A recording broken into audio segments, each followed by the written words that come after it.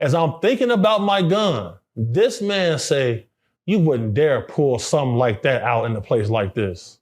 But I thought this. Right. And then he responded to me based off what I thought. Real life.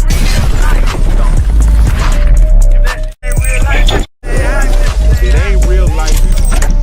Just say real life street stars. You know what time it is.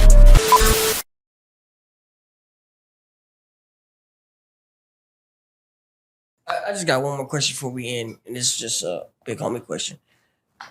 We talked about a couple of interviews ago about demons and things that you've seen, right? Right. It's just a personal question. Do you believe in heaven and hell? Yes. Right. I do. And the things that you've seen, what makes you believe in heaven and hell? That's what I want to ask.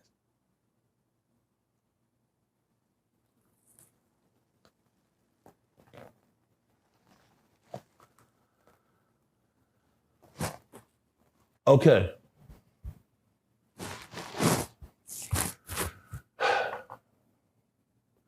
It's crazy you asked me this.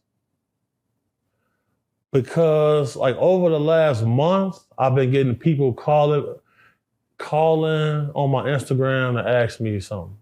I'll do my little questions post on my story, and I get asked the same question, bro, over and over and over. Like, have I ever met the devil? Right? And this is one reason why me and Dude are so close right now. Like anybody who ever seen us together and see how we operate, you can tell like them boys locked in. Like people always comment this.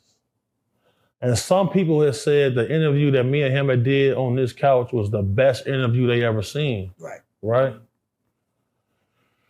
Oh, let me be careful here.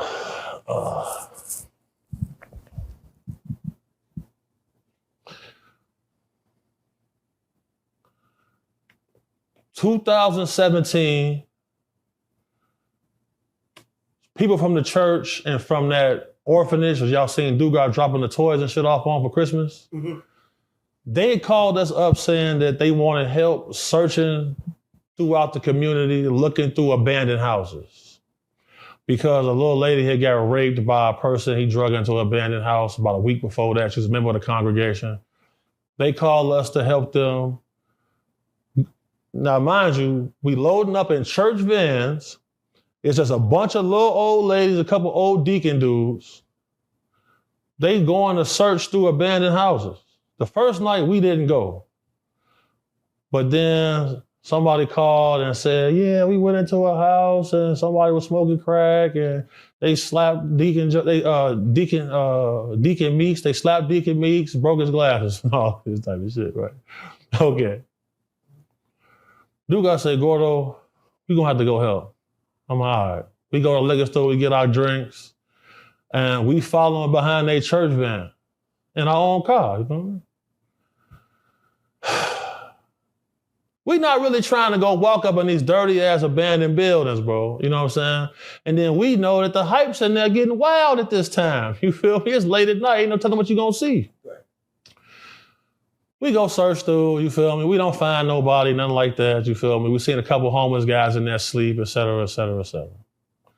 We ended up just staying up the whole night because Duga had to perform at this club called Red Diamond. He performed at the club, we stay up all night. We say, man, look, let's go get us. They paid him some money, so he's like, man, Gordo, let's go get a room downtown. I'm gonna get 2 rooms and we just kick it downtown for the weekend. We at the Dana Hotel. 660 North State Street. We walk into the hotel. They say we can't check in for another hour. Cool. We go down to the bar. We just gooling sipping. I used to wear a cross chain. I used to wear a silver cross chain every day. We get to the bar. It's this white dude, blonde hair, blue-eyed dude. He got a little suit, and she got a suit on. You could tell it was a tailored suit. But I noticed his cufflinks. I only seen them cufflinks one time at the Hermes store with a client. I knew them cufflinks was like $15,000 for both. I'm like, damn, look at this man. I'm like, this dude got paper. But he got a smug look at me though. Mm. So I'm like, man, you want to get a drink? He said, I wouldn't have a drink with you. I'm like, what the fuck? So, but it was something weird about him though, because when I got close to him, I felt like I was in front of somebody who was like, I don't know, bro. Like it made the hair, like it gave me a weird feeling that I never felt before.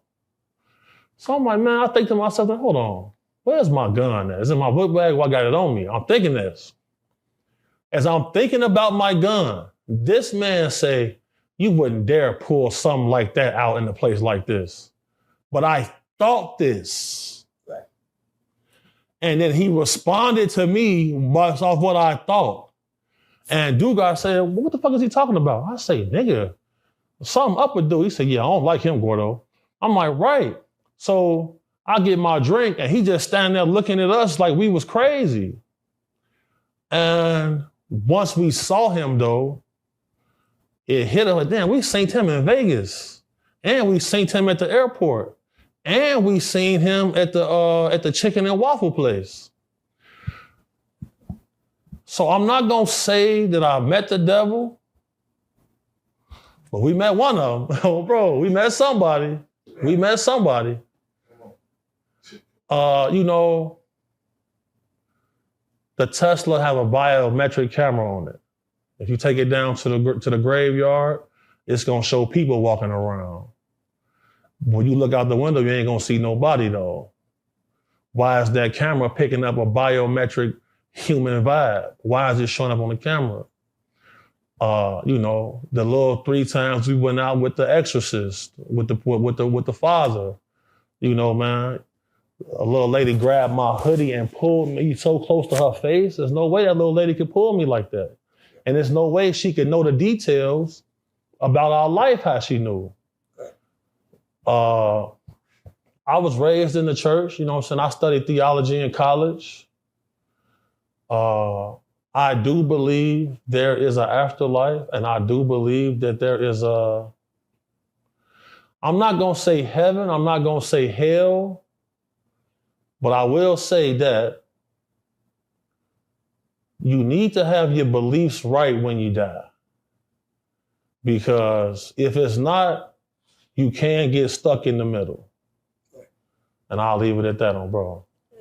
The last question I'm gonna ask, there's a movie called The Gorge. The Gorge, have you seen that? Never seen it. Okay. Well, I'll leave that alone. But basically, do you believe in like there's gateways to hell here?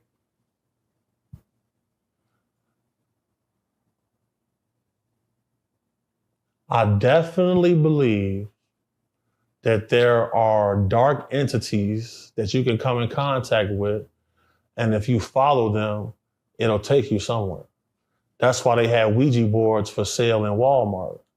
Right. That's why the government spent millions of dollars to investigate who did Hitler come in contact with that influenced him to go on the path he went on. Right. Because when he met the real society, everything changed for him. They took him someplace and he was able to come back.